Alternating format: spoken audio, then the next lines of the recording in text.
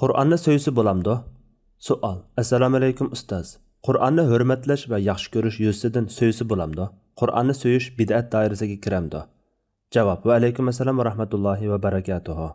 Barliq hamd sanolar Janobi Allohga bo'lsin. Durud va salomlar payg'ambarimizga, u zotning oila tavobatlariga, ashablariga va u zotga toki qiyomatgacha ergashganlarga bo'lsin. Albatta, Qur'on Karim Allohning kalomi va musulmonlarning hayot dasturi bo'lish sifati bilan uning har bir musulmonning qalbidagi o'rni intayin yuqori.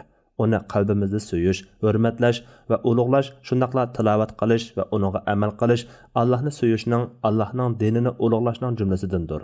Lekin ya Qur'on Karimda va yoki sahih hadislarda Qur'on Karimni og'zi bilan so'yishni talab qiladigan yoki cheklaydigan biror ayrim ko'rsatma kelmagan bo'lg'achqa islomning umum qoida prinsiplariga tushirib turib, bu ishning hukmini bekitishda ilgirki va keyingi olimlarimizning qarashlari o'xshash bo'lmagan. Bir qism olimlar Qur'onni so'yish mustahab deb qaragan. Bu Imom Ahmaddan kelgan bir qarash bo'lib, Imom G'azali, Suyuti, Zarkashi qatorli xali ko'p olimlar mushu qarashni yaqinlagan. Bulardan ba'zilar Ikrama radhiyallohu anhuning Qur'on Karimni qo'liga elib yuziga yiqib yig'laganicha Rabbimning kitobi deganligidan iborat sahobaning ish izidan dalil ko'rsatgan. Gerçi bu rivoyatni Imom Navaviy qatorliqlar sahih degan bo'lsa-mu, biroq uning sanadini cho'nqurroq tekshirib qarasak, Imom Haysami qatorliqlar aytgandek sanadida uzuklik bo'lg'achqa zaif chiqadi.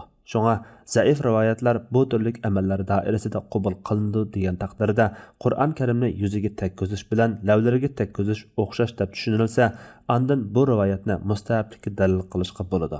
Ulardan yana ba'zilari bu masalani Hajar Aswadni so'yish va olimlarning qo'lini so'yish qatorliq masalalarga qiyos qilib turib mustahab degan. Yana ba'zilari kichik bolalarni so'yganga o'xshatib, Qur'on Karimni farzandlariga o'xshash Allohning sovg'asi.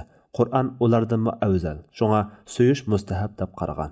Yana ba'zilari mundaq dalil ko'rsatgan. Shariatdagi asli qoida Allohning kalomini ulug'lashdir. Qur'on Karimni so'yishmi mushu qoida doirasiga kiradi.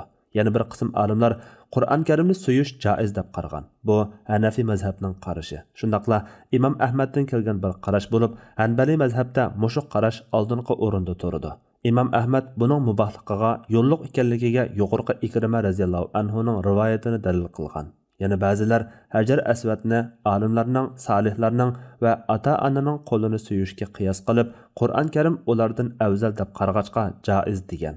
Hozirgi zaman ulamolaridan Shayx bin Baz rahmatullohi alayhi Qur'on Karimni so'yish ayrim dalil bilan sunnat yoki mustahab deb bekitilmagan bo'lsa-mu, yuqorqi Ikrima radhiyallohu anhu rivoyatiga asosan ulug'lab va hurmatlab so'yish joiz. So'ysa hech gap bo'lmaydi deb qaragan.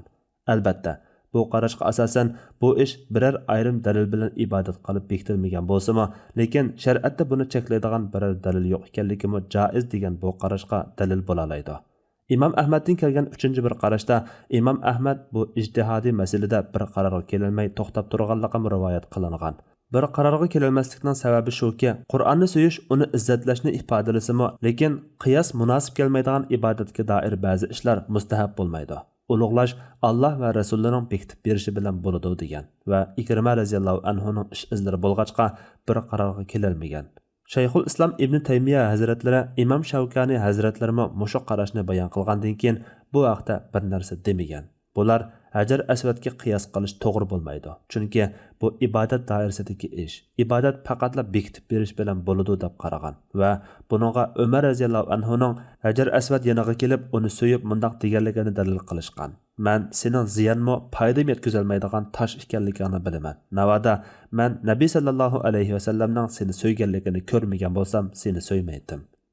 Hanafi mazhabdagi zaif bir qarashdimi bid'at deyilgan bo'lib, hozirgi zamon olimlaridan Shayx Usaymin va Shayx Albani qatorliq ba'zi olimlar mushu qarashni tutgan. Bular Qur'on Karimni so'yish yo'lga qo'yilgan ibodat emas. Chunki payg'ambar sallallohu alayhi va sallam va sahaba tabi'inlar Qur'on Karimni so'ymagan. Bir narsani so'yishda asli qoida cheklanish. Hazrati Umarmi Hajar Aswadni payg'ambar sallallohu alayhi va sallam so'ygan bo'lg'achqa so'ygan. Bo'lmasa so'ymagan bo'ladi deb sabab ko'rsatgan. Yuqorqi qarashlarga qaraydigan bo'lsak, Qur'on Karimni so'yish mustahab va joiz degan ko'pchilik olimlarning qarashi jalloq chiqadi. Chunki Qur'on Karimni so'yish Allohning kalomi. ummatning dasturi bo'lgan Qur'onga hurmat va sevgi izhor qilish jumlasidan bo'lib, bu xuddi Qur'on Karimni chin ko'nglidan suyish va uningga amal qilishdekla har bir musulmondan kutiladigan bir adab va hurmat. Buni islom asoslari, shundaqla salaflarimizning so'zlari va ish izlari ta'kidlagan va tashabbus qilgandir. Shunlashqa Qur'on Karimni tahorat bilan tutish, pokiz tutish, muqovalab asrash, o'z loyiqida ustunroq tutish, yerga tashlamaslik, xushpuraqlash va kumush qatorliq moddalarda esil bezashning joiz va mustahabligi olimlarning bayonlarida uchrab turdi. Yana taqa olimlar Qur'on Karimni maynat yerga tashlaganlarni kofir deb, haqoratlaydigan kishiga uni setishni harom deb fatvo berishgan. Umuman, olimlar Qur'on Karimni hurmatlashning va har turli haqoratlashdan saqlanishning vojibligiga birdek ijmo qilgan. Janobi Alloh Qur'on Karimni bundoq sifatlagan: Shak shubhisizki, u ulug' Qur'ondir, kitobda saqlangandir. Uni faqat pok bo'lganlarla tutadi. U olimlarning Parvardigori tomonidan nozil qilingandir. Yana Qur'on dushman qo'liga tushib haqoratlanib qolmaslik uchun Rasululloh sallallohu alayhi va sallam dushman tavalligiga Qur'on bilan safar qilishdan to'sgan. Qatada men Qur'on o'qigandan buyon kuda yapaqmadim degan. Birisi Atadan Qur'on o'qiyotganimda mendan yel chiqib qolsa o'qiyverandim deb so'raganda u puruq ketkicha to'xtab turgan degan. Mujohid Qur'on o'qiyotganida g'ayri puruq purab qolsa, puruq ketkicha to'xtab turadi. U Qur'on o'qiyotganida asnab qolsang, asnishing to'xtagani qadar o'qimay turgan degan. O'z vaqtida payg'ambar sallallohu alayhi va sallamning xalifasi Abu Bakr radhiyallohu anhu sahoba kiramlar bilan Qur'on Karimni bir muqova arasiga jamlab kitob qilish masalasi ustida muzokiralashib, Rasululloh sallallohu alayhi va sallam qilmagan ishni qilsam qandoq bo'ladi deganda, Umar radhiyallohu anhu Allah bilan qasamki, bu yaxshi ish degan. Shunda qilib, u davomli Rasulullohning xalifasiga gap qilib yurib, oxir Alloh taolo uning ko'nglini qanoat topqizgan va Umarning qarashini to'g'ri topgan. Andan Abu Bakr Zayd radhiyallohu anhuga bu ig'ir vazifani topshirganda, Rasululloh sallallohu alayhi va sallam qilmagan ishni qilsanglar qandoq bo'ladi deganda, Abu Bakr Alloh bilan qasamki, bu yaxshi ish degan. Shunda qilib, Alloh taolo uning ko'nglini Abu Bakr bilan Umarning ko'nglini qanoat topqizgan ishga qanoat topqizdi va Qur'on to'plandi. Umuman qilib aytsak, payg'ambar sallallohu alayhi va sallamning so'zlari va ish izlari biror ishni alohida bir ibodat deb bekitishni ko'rsatsa, Qur'on Karimni suyishning joiz va mustahabligi dinning umum asoslariga tayanadi. Albatta, bu doiraga yuqoridagi Qur'on Karimni to'plashga o'xshagan cheklanmagan ozoda qo'yib o'tilgan ishlarmi kiradi. Suyishdan maqsad hurmat izhor qilish bo'lg'achqa, suyishdan iborat bu ish shariat ko'zlagan umum nishonlarning hukmini oladi. Alloh taolo ahvol shundoq. Kimki Allohning dinining belgilamalarini ulug'lasa, bu Parvardigorining dargohida uning uchun yaxshidir degan. Haj surasi 30-oyat. Ahvol ana shundoq. Kimki diniy ishlarni ulug'laydigan bu dillarning taqvodorligidandir degan. Haj surasi 32-oyat. Natijada bu doiraga Qur'onni hurmatlashning barliq shakllari kiradi. Bu xuddi Qur'onga hurmatsizlik qilishning barliq shakllari darajasiga qarab harom yoki makruh bo'lganiga o'xshaydi. Uning ustiga Qur'onni suyishning o'zi biror dalil yoki asosga xilof kelmaydigan yaxshi ishdir. Uni qilgan kishi maqtashga arziydi. Demak, bu vaqtda kelgan zaif rivoyatlar bu ishning joiz yoki mustahabligini bildiradigan asosli dalil bo'lmasdan, balki islomning umum ko'rsatmalariga qo'shimcha qilinadigan yondashmalardir. Bu vajidan Ikrima radhiyallohu anhuning rivoyati zaif bo'lsa-mu, bu vaqtda boshqa dalillar yetarli. Yana kelib, bu vaqtda alohida cheklash bo'lmag'achqa, Malikiylar degandek makruhlikni bildirmaydi. Chunki makruhlik cheklimi kelsa isbotlanadi.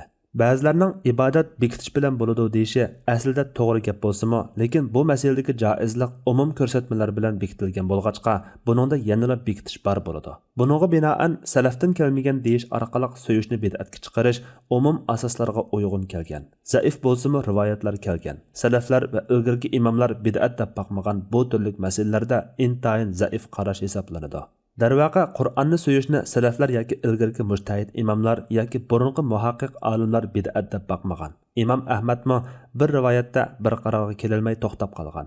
Shayxul Islom Ibn Taymiya, Imom Shavkanilarmi bid'at demagan. Aksincha, Imom Ahmaddan va yana nurg'un olimlardan joiz va mustahab degan qarash kelgan. Albatta, bu masalada bizga qarashlar yetib kelgan imomlarning eng peshqadami Imom Ahmad bo'lib, u biror qarshida buni bid'at deb baqmagan, balki bid'at deyishdan saqlangan va bir narsa demagan. Ilgirkilardan bid'at deganlarning kimligi noma'lum.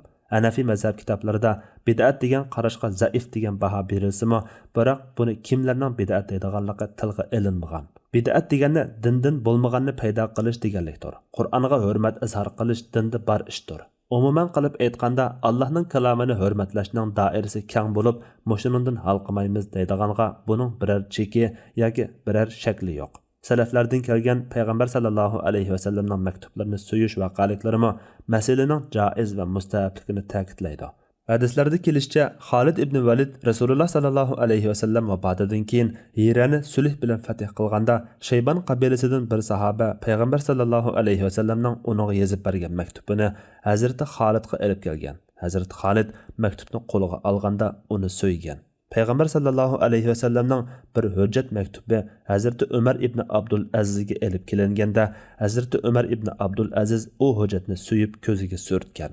Hayron qolarlik shuki, bu masalada joiz va mustahab degan olimlar Hajar Aswadni so'yishga qiyos qilib dalil keltirgandek, bid'at yoki makruh degan olimlarmi o'xshashla Hajar Aswadni so'yishga qiyos qilib dalil keltirgan.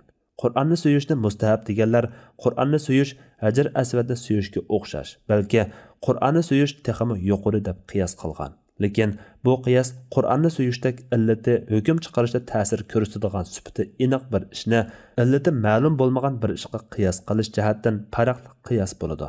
Lekin hurmatlash yusidan ota-ona, ulamo va ustozlarning qo'lini so'yishga qilgan qiyosi to'g'ri va kuchli chiqadi. Chunki har ikkisida illat aniq.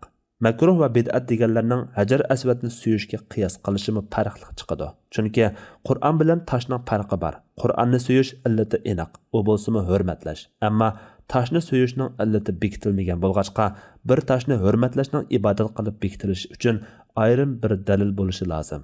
Qoshtashini so'yish sunnat yoki mustahab deyilish uchun yoki uni so'yish ibodat deyilish uchun ayrim bir dalil lozim. Tavob qilganda Hajar Aswadni so'yish sunnat, lekin Qur'onni so'yishni ma'lum bir ahvolda sunnat degan ahvol yo'q. Shunga ma'nosini tushungili bo'ladigan ibodatni ma'nosini tushungili bo'lmaydigan ibodatga qiyos qilish to'g'ri chiqmaydi.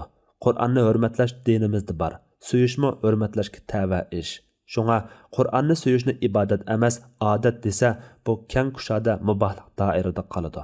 Agar ibodat desa, bu Qur'onni ulug'lash va hurmatlashdan iborat ibodatning bir shakli bo'lish sifati bilan umum dalillarga tayangan mustahab ish bo'ladi. Qur'onni so'yish dilda so'yish bilan zid kelmagandan keyin navoda so'yish uni hurmatlash doirasiga kirmaydi deyilgan taqdirda uni bid'at deyishning o'rni qolmaydi. Shayxul Islom Ibn Taymiya aytadi: Allah va Rasulining hukmida e'tiborga ilingan aniq sifatlarga tayanmay, ikki narsani barobar yoki farqli deb qaragan har qanday kishining qiyosi o'rinsizdir. Bo'libmi, Hajar Aswadni so'yish jahiliyat ibodatlariga o'xshab qoladigan bir tarfi bo'lg'achqa, Hazrati Umar men sening ziyonmi, foydam yetkazolmaydigan tosh ekanligini bilaman. Navoda men Nabiy sallallohu alayhi vasallamning seni so'yganligini ko'rmagan bo'lsam, seni so'ymaydim degan. Chunki ma'nosini tushunmasimi payg'ambar sallallohu alayhi vasallamga ergashish yo'lliq. Ergashsa oxiratda foydasi bo'ladi. Bu orqali Umar raziyallohu anhu jahiliyatda toshlarga cho'qinib, texi yaqiniga qadar uningdan foyda ziyon kutib ko'ngan har qaysi iqlimlardan kelganlarga uqtirib qo'yish, ularni qaymoqish va xato e'tiqoddan qo'g'dash va sop tavhid aqidasini xalqi olamga keng yeyish uchun haj mavsumida shundoq jakarlab qo'ygan. Bu yerda shuni eskartish kerakki, Qur'onni hurmatlash degan eng oldi bilan uni tafakkur bilan tilovat qilib turish, uningdagiga amal qilish bilan bo'ladi. Qur'onni lavlar bilan suyish dildagi so'ygunning belgisi bo'lsa, andin moslashidi va yarishidi. Ammo amal qilmay suyib qo'yish shaklvozlikdan boshqa narsa emas. Xulosa: Qur'onni suyish keng doirada qo'yib o'tilgan joiz ish bo'lib, ustun o'rinda qo'yishdek hurmat izhor qilish niyati bilan bo'lsa mustahab bo'ladi. Shuningdek, Qur'onni hurmatlaydigan har qanday ish alohida belgilangan sunnat ibodat yoki cheklangan ish deb qaralmagan ekan, yaxshi ishlar doirasiga kiradi. Musulmonlar ara ittifoqni saqlash yusidan to'g'ri topmaganlarning so'yganlarni, egizroq ko'targan yoki ustunroq qo'yganlarni ko'rganida ayblashi to'g'ri emas. Allah eng to'g'risini bilguchidir. Fatvoda Dr. Abdul Aziz rahmatullah. Fatvolar majmuasi 2-tom, 1-numorliq fatvo.